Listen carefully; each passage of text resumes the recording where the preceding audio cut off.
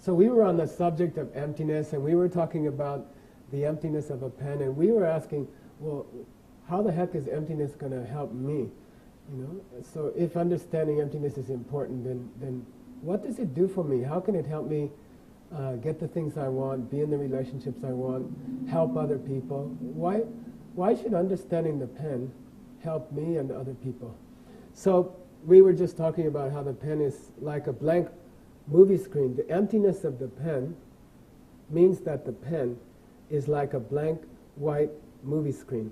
And then we said that if a dog came in the room and they looked at the same object, they might see something that they would like to chew on. And if a human comes in the room and looks at the very same thing, they will see a pen and they will see it as something to write with. So we concluded that the pen must be coming this way, and the pen is not coming this way. If it were coming this way, then the dog would see a pen also, or else I would want to chew it, which I do sometimes.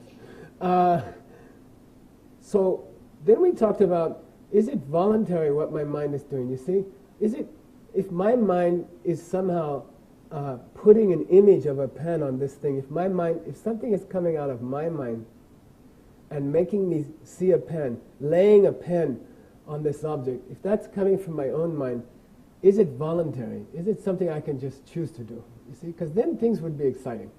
And that's the idea of positive thinking, and just be positive, be happy, and then things will change, you see. You can call it wishing, you can call it wanting, you can call it positive thinking, you can call it praying. It doesn't matter. Can I just close my eyes?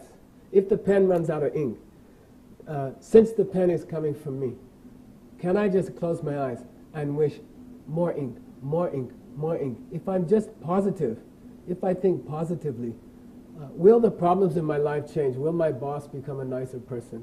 Will my husband stop complaining? You see what I mean? If I'm just positive, if I wish that things were different, since they're coming from me, then shouldn't that be possible? And then we did an experiment and we closed our eyes and we wished that the pen had ink, and it didn't get ink just because we wanted it.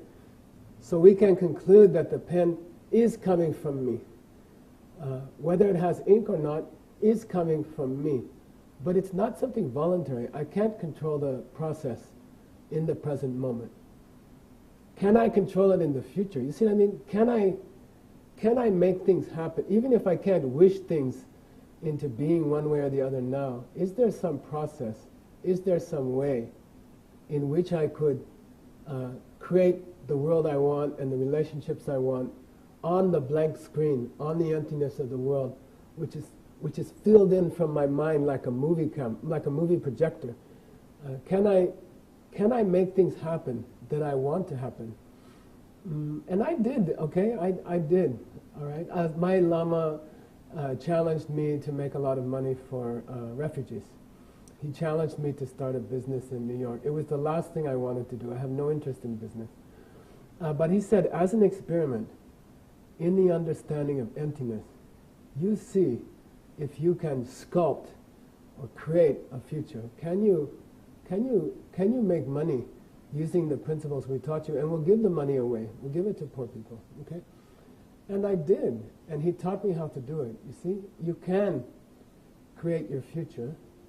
You can create the world and relationships that you want because they are coming from your mind.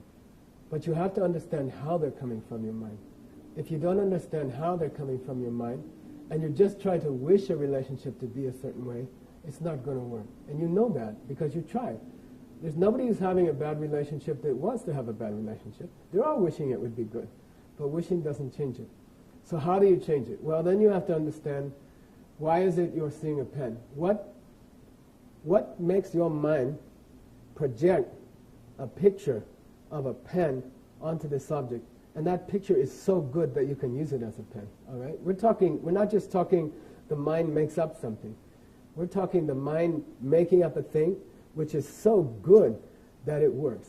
And you can write with it, or money. You can make money. You can make money that way, okay? So we just have to understand how to put an image in the mind that is so strong that it becomes reality. How do you put an image in the mind that is so powerful that it becomes what happens to you next week, you see?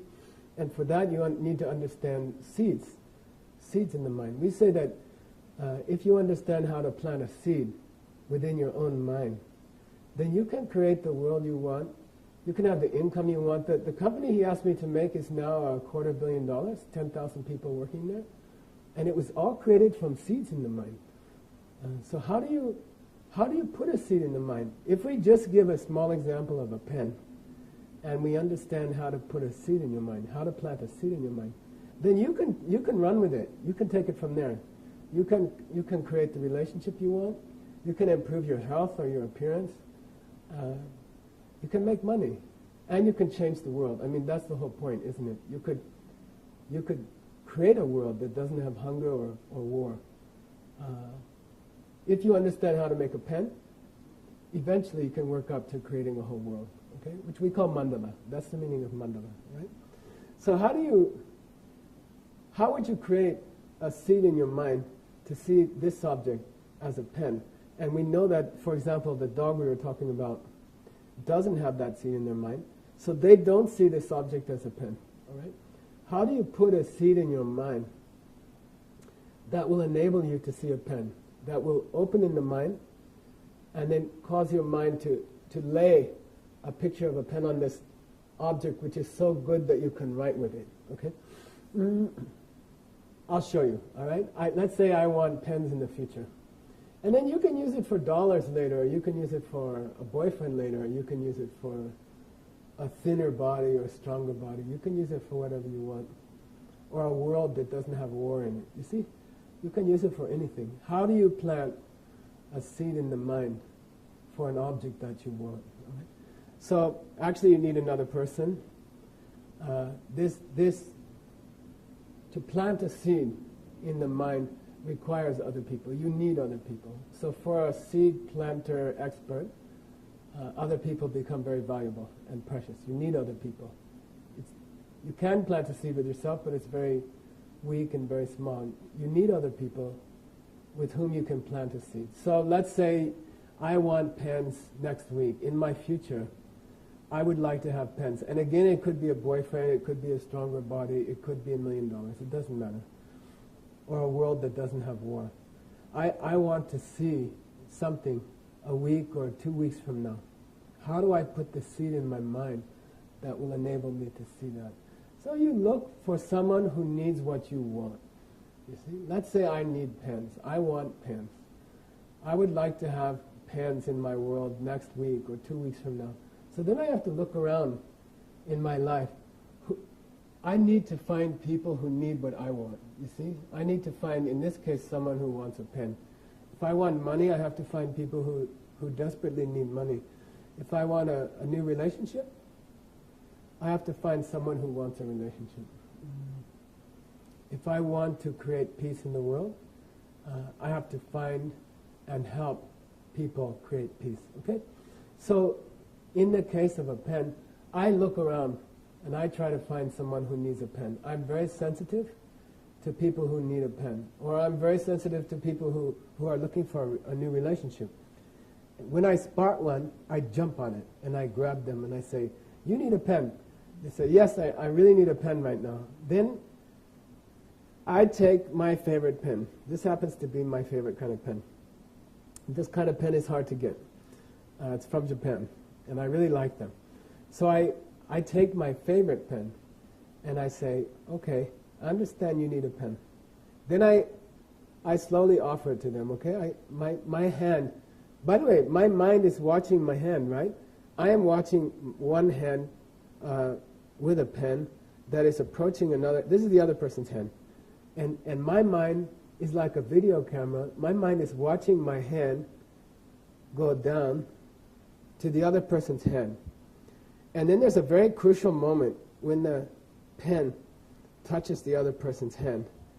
And with the thought that I would like them to have the pen because they need the pen right now.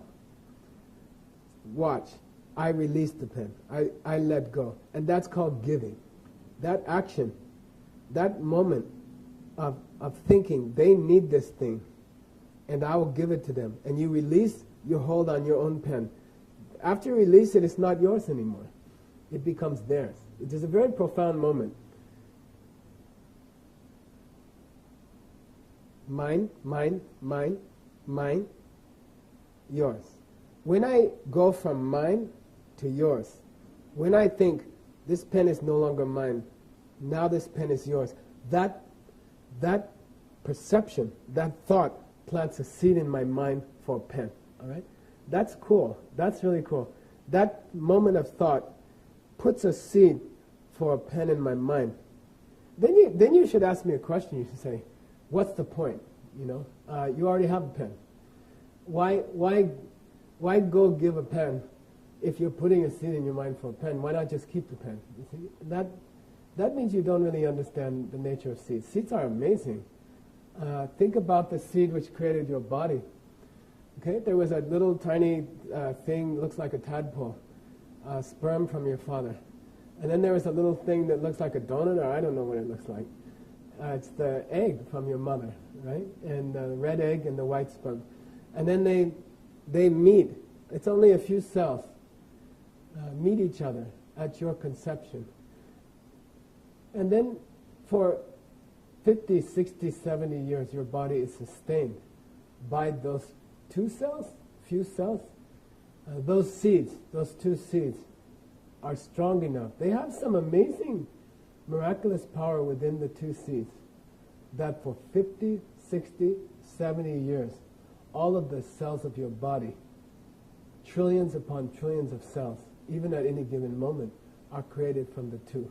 The same is true of mental seeds, okay? Don't think it's less than that. Putting inside of my mind a single seed for a pen, okay? I give somebody a pen. When I release the pen, a single seed is planted within my mind. And then you have to get the feeling of how strong that is. That seed will grow in the same way that an acorn grows into an oak tree. It's not that I get one pen back in my life by offering someone else a pen. When I offer someone else a pen, and a single seed is planted in my mind, then that multiplies in the subconscious. Over time, that single seed multiplies constantly. And then many, many pens will come back to me. You see, because pens don't come back to me. It's that seeds are planted in my mind to see an object as a pen. And then that happens over and over again. That seed will be repeated over and over again. Okay, so pens are not so important. But what about if you wanted a relationship that was sustained? The relationship wouldn't go through that normal thing where it's really nice in the beginning and then it starts to go downhill. If you understood the seeds which created a relationship, then you could make a relationship which got better every year and sweeter every year. So let's talk about that next.